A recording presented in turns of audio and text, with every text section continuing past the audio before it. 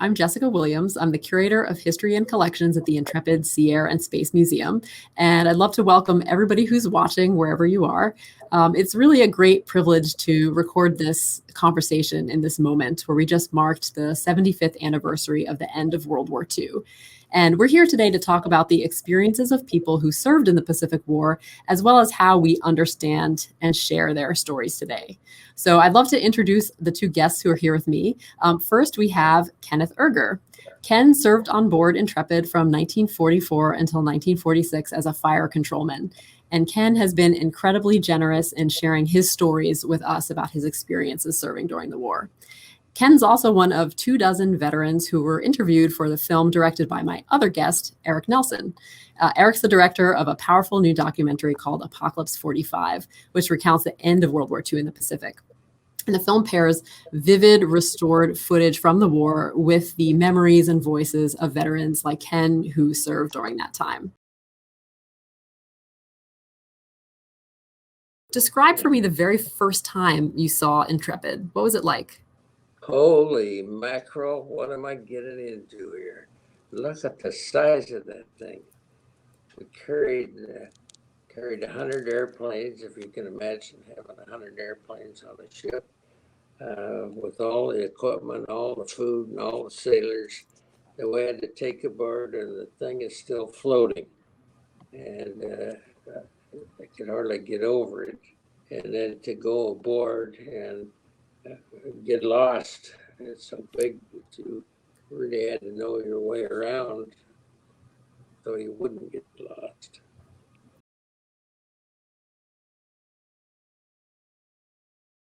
It's always been a subject of great fascination, maybe starting when I was a kid building model airplanes and then graduating on to just a passion for history and seeing the interconnections of history and how it informs our present. So on the 75th anniversary, I felt it was imperative to have this film ready and out there so people could see raw history. They could see, in essence, this is a time machine that connects us back with the past. And the privilege of being able to talk to Ken and his fellow vets and also have access to this extraordinary footage is literally once in a lifetime. How did you get access to all of this amazing and in color, really powerful and graphic footage? Well, the footage has been hiding in plain sight in the National Archives since it was filmed 75 years ago. It's not a secret, and a lot of the footage has been seen in other films. There's a number of things that we found that no one has used before, but it's always been very accessible. But what we did different was we were going after different images. We were on a different hunt. We were trying to make a different film than the traditional World War II documentary. And the most important thing is that we went from the raw reels to 4K, which is a new technology that didn't exist a few years ago, which allows us to bring the film to widescreen and restore it digitally, removing scratches, sharpening the focus, doing all these things, everything short of colorization. There is no colorization in this film whatsoever. Everything that was filmed in color, and this is as close to the original color as we could bring back. So it really was just, we went through maybe 700 reels and boiled it down to about 140 reels of material, and then that further was brought down to the final hour and 45 minutes of the film. So it's quite a lot to go through. And for us, we work with historic photographs and film all the time, but seeing so much of it in color was really powerful. So many images that we've seen in other formats, just to see in this way was fascinating. And again, it lends a sense of immediacy to what these experiences were like. Well, I was a fire controlman. What a fire controlman does is fire the guns. We have the gunner's mates that load the guns, and then the fire controlman gets them in whatever we're shooting at in their sights and does the firing of the gun. Well, from there we're always busy.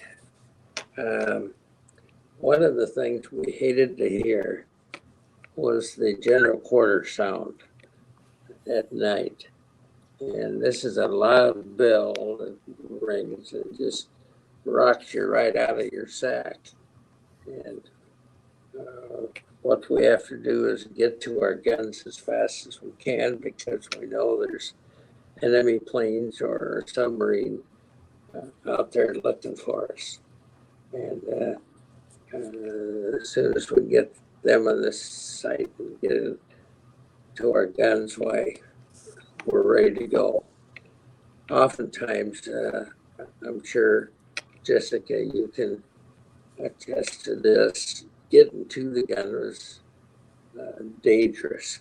We had to go through these hatches and without busting your shins and so forth. One of my good friends, who I played basketball with on the ship, went to close his hatch, got his finger caught in it and then tore his finger right out. And these guns all start going off. We had 5-inch guns and 40 millimeter guns and 20 millimeter guns on metal. If you can imagine all those bouncing off the metal decks and so forth, it was a terrible sound.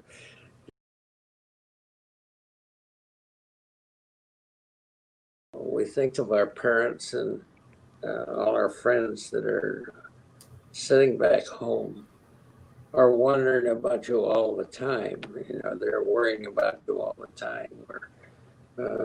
We have to worry just when we're under attack. That's an interesting thought when you think about it, because, you know, the other times are just another day, another day. That's why, again, we mentioned we included the footage of the guy with the dog on deck and repairing the damage and playing baseball, you know, not to in any way, shape, or form minimize the terror of an attack, but what we tried to capture in this film is all aspects of the experience, and it is what I said earlier. We're trying to make that time machine, and it was only if it wasn't for Kenneth and his colleagues, we never would have been able to pull it off.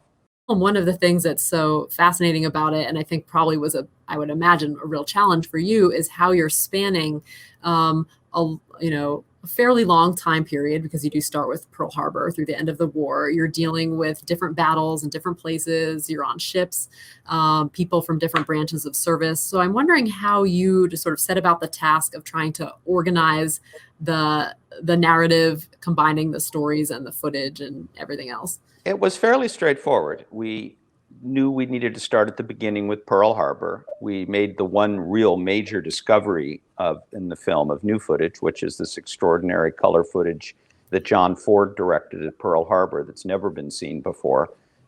You know, an incredible treasure trove of imagery of Pearl Harbor a few months after the attack.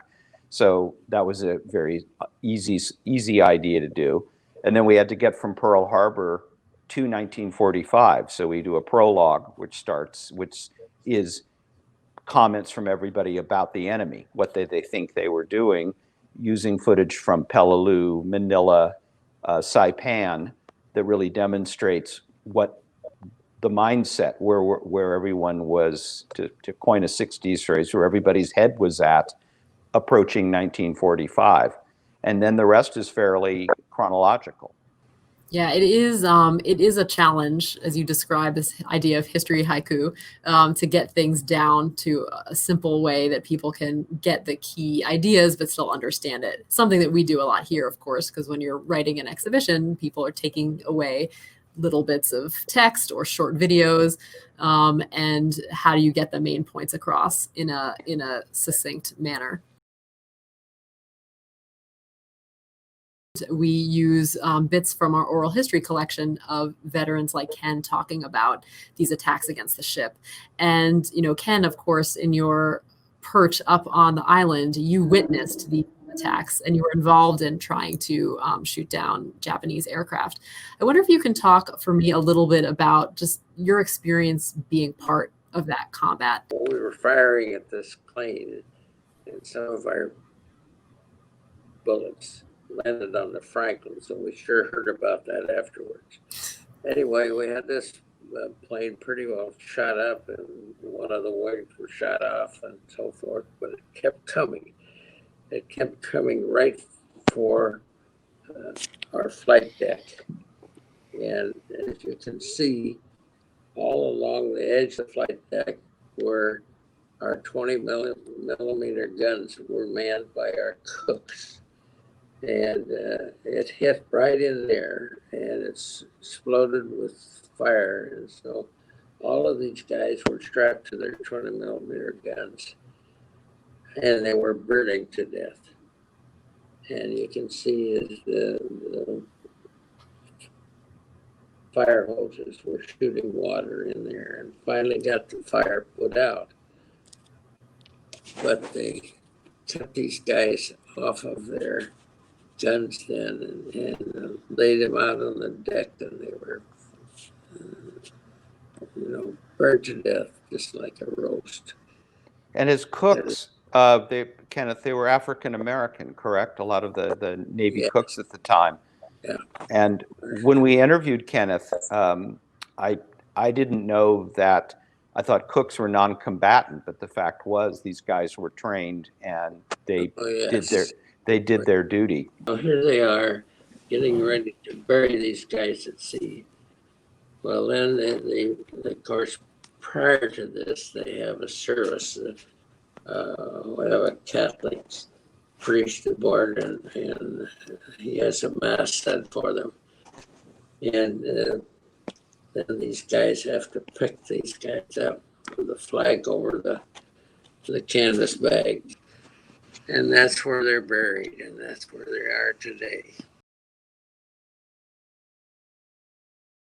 And I'm wondering, Erik, if there are any either topics or people or roles that you wished you would have been able to include, but for some reason you could not. I wish there was more footage in existence on the Battle of Manila. I would have liked to have spoken to Army guys who fought the street fighting, the urban fighting in the Battle of Manila. 100,000 civilians were killed in 1 month, just an utterly appalling casualty toll. And it was a battle that should never have been fought. It was something that MacArthur had this, in essence, in my opinion, a vanity. He wanted to recapture Manila, which was in essence his hometown in the 30s. And he prevented press. There was a press blackout. So there was very, very little reporting done. And as such, there's been very little, there hasn't been nearly as much discussion of that battle.